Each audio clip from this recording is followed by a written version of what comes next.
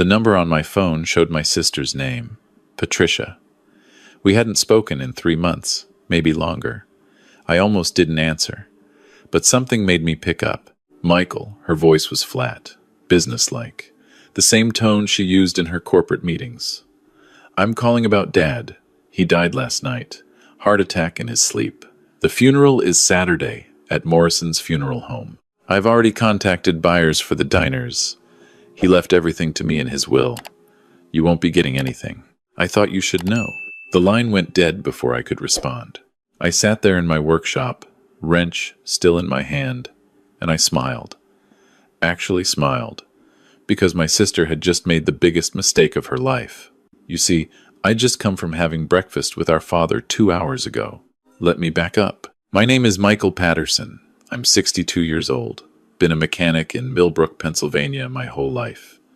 Same small town where I grew up, same streets I walked as a kid. Never felt the need to leave. My father, Frank Patterson, he's 84 now, built Patterson's Diner from nothing back in 1975. Started with one location on Main Street. By 1990, he had 3 diners across the county. Nothing fancy, just good, honest food, the kind that brings people back for 50 years. I visited Dad 4 times a week, sometimes more. Every Tuesday and Thursday morning before work, I'd stop by the original diner on Main Street. He still went in most days. Couldn't stay away. We'd sit in his corner booth, the one with the torn red vinyl he refused to replace because it's got character. I'd have coffee and eggs. He'd have oatmeal and criticize how the new cook made the hash browns, even though he'd trained that cook himself. Saturday afternoons, I'd drive out to his house. We'd watch baseball. During commercials, he'd tell me the same stories about starting the diner. How Mom helped him paint the walls that first week. How they almost went under in '76 during the recession. How the whole town showed up on opening night and stayed until midnight. I never got tired of hearing them. My sister Patricia, she left Millbrook in 1999, got accepted to some business school in New York, came back for Christmas that year, then barely visited after that. Maybe once every 2 or 3 years. She climbed the corporate ladder, became some kind of executive consultant, made good money, from what Dad said. He was proud of her, showed everyone the article about her in that business magazine. But here's the thing about Dad. He never asked either of us for anything. Never played favorites. When Patricia sent him expensive gifts on his birthday, fancy watches he'd never wear, he'd thank her genuinely. When I showed up with a 6-pack and helped him fix the leaky sink in diner number 2, he thanked me the same way. I never thought about inheritance. Never crossed my mind. The diners were Dad's legacy, and honestly, I figured Patricia deserved them. She was the business mind. I was just a mechanic who liked helping out. But that phone call, that changed everything. I set down my wrench and pulled up the number for Millbrook General Hospital. My hands weren't shaking, not yet. Part of me thought maybe there was some terrible mix-up. Maybe Patricia got bad information. Millbrook General, how may I direct your call? Yes, I'm calling about a patient. Frank Patterson. He would have been brought in last night? Cardiac arrest? Keyboard clicking. A pause. I'm sorry, sir. I don't see any record of a Frank Patterson being admitted. Are you sure it was Millbrook General? Could you check the morgue? More clicking. Longer pause. No, sir. No Frank Patterson anywhere in our system from the last 72 hours. I thanked her and hung up. My chest felt tight, but not from grief. From something else. Something cold. I called Morrison's funeral home. The woman who answered had that practiced sympathy in her voice, the kind that comes from years of talking to grieving families. I'm calling about arrangements for Frank Patterson. The service on Saturday? One moment, please. Papers rustling. I'm sorry, we don't have any services scheduled for a Frank Patterson. Who made the arrangements? My sister, Patricia Patterson. She called this morning. Let me check our recent inquiries. More rustling. No, I don't see any contact from a Patricia Patterson either. Are you certain about the funeral home? I hung up without answering. That's when my hands started shaking. I tried Dad's cell phone, straight to voicemail, but that wasn't unusual. He forgot to charge it half the time. I called the main diner. Jerry, The manager picked up on the third ring. Patterson's. This is Jerry. Jerry? It's Michael. Is my dad there? Nah, man. Haven't seen him today. Usually comes in by noon on Tuesdays, but not yet. You want me to have him call you? No, that's okay. Thanks. I sat there in my workshop, surrounded by half-assembled engines and the smell of motor oil. The fluorescent lights hummed. Outside, Mrs. Chen was walking her dog past my garage, same as every Tuesday afternoon. Everything was normal, except nothing was normal. Patricia said Dad was dead, but the hospital had no record. The funeral home had no record. And I'd just had breakfast with him that morning. He'd complained about his knee bothering him, showed me pictures on his phone that a customer had sent him, some family who'd been coming to the diner for 3 generations. He was planning to try a new recipe for meatloaf next week. That was 2 hours ago, 2 hours before my sister called to say he was dead. I grabbed my keys and drove to Dad's house. 15-minute drive through town, past the high school where Patricia had been valedictorian, past the Texaco where I bought my first car at 16. His house sat at the end of Maple Street, the same house we grew up in. The porch light was on, even though it was barely 3 in the afternoon. Dad always forgot to turn it off. His truck was in the driveway. I knocked. No answer. I had a key, but hesitated. What if I was wrong? What if something had happened after breakfast? What if I walked in and found him? The door opened before I could decide. Dad stood there in his cardigan and slippers, reading glasses pushed up on his forehead, holding a newspaper. He looked at me with mild surprise. Michael? Twice in one day? What's the occasion? The relief hit me so hard, I had to grab the door frame. Dad. Jesus. You're okay. Well, of course I'm okay. Little tired maybe, but okay. What's wrong? You look like you've seen a ghost. Can I come in? He stepped aside, concern creasing his face now. We sat in his living room, the same brown couch from 1983. The same coffee table with the water ring from where I'd set down a glass without a coaster when I was 12, and Mom had scolded me. I told him about Patricia's call, watched his face change from confusion to something harder. Anger, maybe, or disappointment. With Dad, it was hard to tell the difference. She said I was dead. Yes. And that she's selling the diners. Yes. He was quiet for a long time. The grandfather clock in the corner ticked.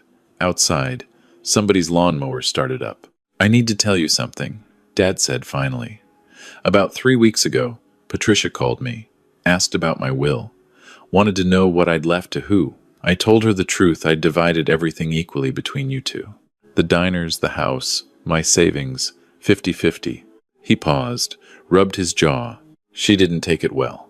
Started talking about how she deserved more because she'd gone to college, because she'd made something of herself. Said you'd just wasted your life as a mechanic in a nowhere town. I told her that was enough, that I didn't want to hear that about my son. She hung up on me. Haven't heard from her since. Until today, I said. Until today. He stood up, walked to the window. Michael, if she's telling people I'm dead, if she's trying to sell the diners, that means she's planning something bad. We need to call the police. And tell them what? That my daughter called you to say I was dead, but I'm sitting here breathing? They'll think it's a family dispute. We need proof of what she's planning. He was right, of course. Dad had always been sharper than people gave him credit for. Hadn't built 3 successful diners by being naive. I know someone who might help, I said. Robert Chen. You remember him? He's a lawyer now. Elder law, estate planning. His family used to come to the diner every Sunday after church. Dad nodded slowly. Little Bobby Chen. Good kid. Smart. Yeah, call him. I got Robert on the phone within an hour. We met at his office downtown, a small place above the old movie theater.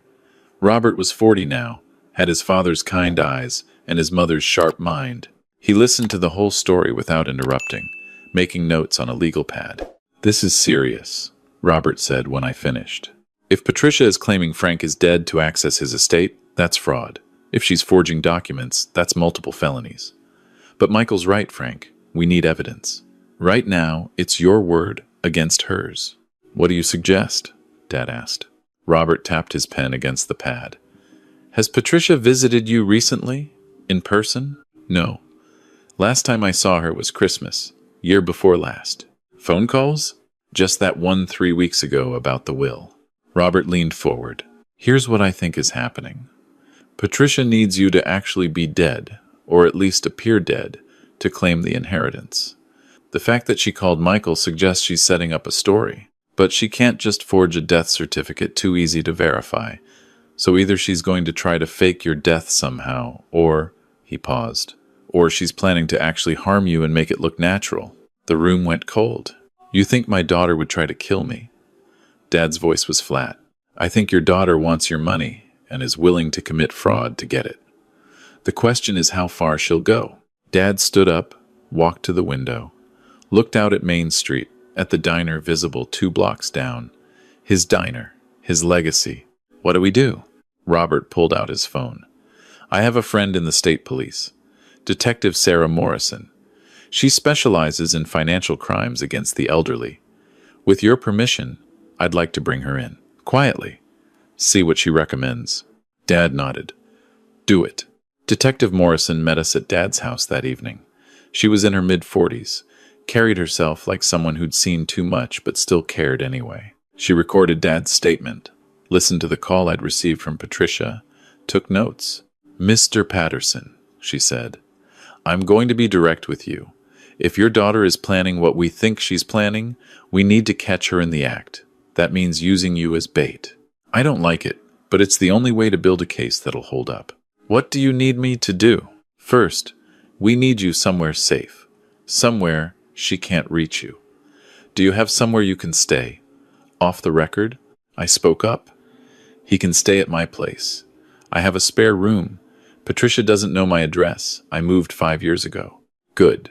Second, we need to see if she makes contact. If she tries to visit, if she sends someone, we'll set up surveillance at this house. Cameras. Everything. If she shows up and attempts anything, we'll have evidence. Dad looked at me. What about the diners? Jerry can handle them, I said.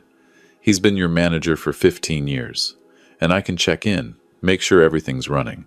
One more thing, Detective Morrison said. We need to monitor your accounts. If Patricia tries to access your bank accounts, your property deeds, anything, we'll know. Are you willing to let us set that up? Whatever it takes. We moved Dad to my place that night. He packed a small bag, moving slowly through his house like he was saying goodbye. Touched the mantel where Mom's picture sat. Ran his hand along the kitchen counter where she used to make Sunday pot roast. I waited in the doorway, giving him space. Okay, he said finally. Let's go. The next 3 days were the longest of my life. Dad stayed in my spare room, watched TV, read his mystery novels. I went to work at the garage, checked on the diners, kept everything normal. Detective Morrison installed cameras at Dad's house. Robert monitored Dad's bank accounts for any unauthorized access. Nothing happened. No sign of Patricia. No activity on the accounts. No calls. No visitors. Nothing. Maybe she changed her mind, Dad said on the 3rd night. We were eating dinner at my kitchen table, Chinese takeout from the place on 5th Street. Maybe, I said, but I didn't believe it. My phone rang. Patricia. I looked at Dad. He nodded. Detective Morrison had set up recording equipment on my phone. Everything would be captured. I answered. Hello? Michael. Patricia's voice was different now, warmer, almost friendly. I wanted to apologize for the other day. I was in shock about Dad, and I shouldn't have been so blunt. I know this must be hard for you too. It's been difficult, I said carefully. I've been thinking. Before the funeral on Saturday, I'd like to visit Dad's house, go through some of his things. Maybe you could meet me there? Tomorrow morning? There's something I need to discuss with you about the estate. What time? How about 9? I'll be there. She hung up. I looked at Detective Morrison, who was sitting in my living room monitoring the equipment. She's coming, Morrison said. Tomorrow. We'll be ready. But Dad shook his head. She said funeral on Saturday. That's 3 days away. If she believes I'm already dead, why would she need to visit my house? Unless she's planning to make it true, I finished. Detective Morrison stood up. We'll have units around the house. Plain clothes, unmarked cars. If she tries anything, we'll get her. But Frank, you need to stay here. Stay hidden. If she sees you. I know, Dad said. I'll stay. That night, I barely slept. Kept thinking about Patricia, my big sister, the girl who'd taught me to ride a bike, who'd scared off bullies when I was in 3rd grade, who'd helped me with my college applications even though I never ended up going. When had she changed? Or had she always been this way and I'd just never seen it?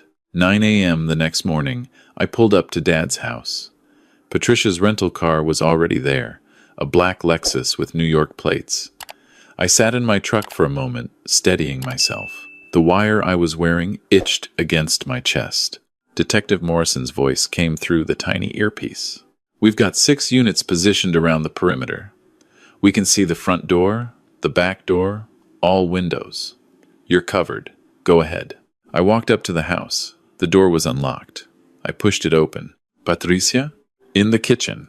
She was standing by the counter, wearing an expensive-looking black suit. Her hair was perfect, makeup flawless. She looked exactly like the woman from that business magazine article. Successful, put together. Nothing like the small-town girl who used to sneak me cookies before dinner. Michael, thank you for coming.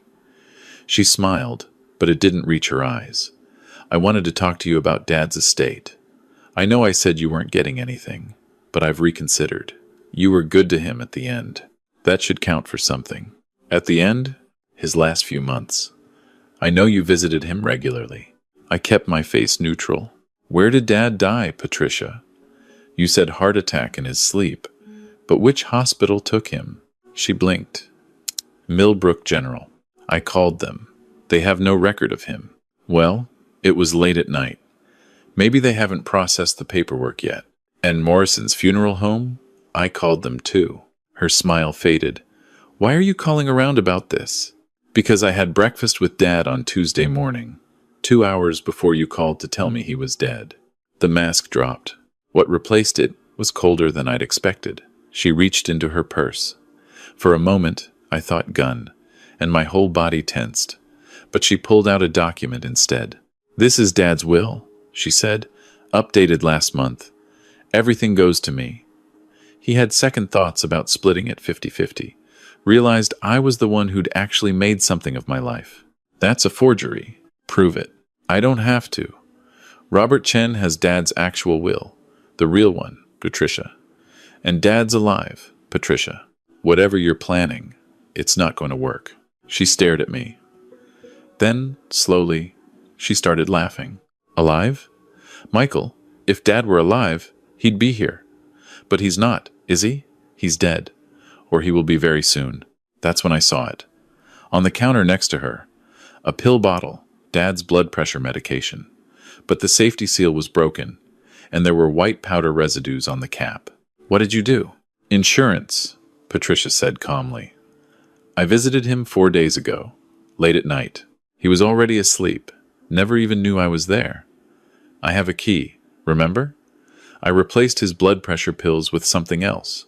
Something that builds up in the system, causes cardiac arrest, looks completely natural, especially in an 84-year-old man with a heart condition. My blood ran cold. 4 days ago? He should be dead already, honestly. I've been waiting. That's why I called you, to establish the timeline. Make sure you heard it from me first, before anyone found the body. She picked up the pill bottle, shook it. But since you're being difficult, I suppose I'll just have to accelerate the process. Where is he, Michael? Your place? I'll find him. And when I do, I'll make sure he takes the rest of these. Enough to finish the job tonight. You're talking about murdering our father. I'm talking about claiming what should have been mine from the beginning. Her voice rose, years of resentment pouring out. Do you know how hard I worked? How much I sacrificed? While you stayed here in this pathetic town, playing with cars, living your little mediocre life, I became someone. I built a career. I deserve that money. I deserve those diners. Not you. Not the son who couldn't even leave home. Dad loved you, I said quietly. He was proud of you. He loved you more. Always did. His precious Michael, who stayed close, who visited, who gave up everything to be near Daddy. She spat the words, "Well, guess what? Loyalty doesn't pay bills. Love doesn't build empires. Money does. And I'm taking mine." "You're not taking anything." The kitchen door swung open. Detective Morrison stepped in, followed by two uniformed officers. "Patricia Patterson, you're under arrest for conspiracy to commit murder, attempted murder, and fraud." Patricia's face went white. She looked at me, at the officers, back at me. "You were recording this." "Every word," Morrison said. "Michael, you can take off the wire." As they handcuffed Patricia, she was still staring at me. "You chose him over me. Your own sister." "You chose money over family," I said. "There's a difference." They let her out. I stood in Dad's kitchen, hands shaking now that it was over. Morrison stayed behind. "We'll need to test those pills, but based on her confession, we've got her cold. Attempted murder, elder abuse, fraud. She's looking at serious prison time." "What about Dad? Is he safe?" "She said she gave him something 4 days ago. We'll get him to the hospital right now. Have them run a full tox screen. If she really did tamper with his medication, we'll find it and counter it." Dad was fine. The hospital found trace amounts of a sedative in his system, something that could have caused cardiac arrest at a high enough dose, but not enough to be lethal. Patricia had miscalculated. Or maybe Dad's old habit of forgetting to take his pills had saved his life. The doctors flushed his system, kept him overnight for observation. I sat in the hospital room while he slept, watching the monitors beep steadily. Proof of life, proof that some things matter more than money. 3 weeks later, Dad and I were sitting in our lawyer's office. Robert Chen laid out the paperwork. "Patricia has been formally charged with attempted murder, elder financial abuse, and fraud. She's pled not guilty, but with the recorded confession and the evidence, the DA is confident about conviction. She's looking at 15 to 20 years. Dad nodded slowly. He'd aged in the last few weeks, new lines around his eyes. Her lawyer tried to argue diminished capacity. Robert continued. Claimed she was under emotional stress, that the family dynamics drove her to it. Judge wasn't buying it. "What about the diners?" I asked. "Well, that's interesting." Robert pulled out another document. Frank's original will stands. Everything split 50-50 between you and Patricia. However, given the circumstances, Frank could contest Patricia's share on grounds of attempted murder. Most states have what's called a slayer statute. You can't inherit from someone you tried to kill. Dad was quiet for a long time. "What do you want to do?" I asked him. "I want to go to the diner. Want to make some lunch. Want to live my life without thinking about all this for a while." We drove to the original Patterson's diner on Main Street. Dad's diner. When we walked in, the regulars, the ones who'd been coming for 30, 40, 50 years, they all stood up and applauded. Somebody'd told them the whole story. Small towns being small towns. Mrs. Chen, the lady who walked her dog past my garage every day. She came up and hugged Dad. "We're so glad you're safe, Frank." Jerry, the manager, brought out a cake he'd made himself. It said, "Welcome back," in blue frosting. Dad stood there in his diner, surrounded by people who'd known him for decades, and he cried. Happy tears this time. We sat in his corner booth, the one with the torn red vinyl. Jerry brought us coffee without asking. Dad looked around at the walls, at the black and white photos of the town from 50 years ago, at the old jukebox in the corner that still played actual vinyl. "You know what the hardest part is?" he said. "It's not the betrayal. I almost expected that. Money does things to people. I've seen it before. It's that I still love her. She's still my daughter. I remember teaching her to make pancakes in this very kitchen when she was 7 years old. Remember her first day of high school? How scared she was. Remember her graduation? How proud I was. I know, Dad, but I also know I can't help her anymore. She made her choices. She has to live with them." He took a sip of coffee. Jerry'd made it exactly how Dad liked it. 2 sugars, splash of cream. "The diners go to you," Dad said. "All 3 of them. I'm changing the will. Patricia gets nothing." "Dad, you don't have to." "Yeah, I do. Not because of the money. Because of what these places mean. You understand them. You understand that it's not about profit margins or expanding or franchising. It's about Mrs. Chen coming in every Thursday for the same chicken soup.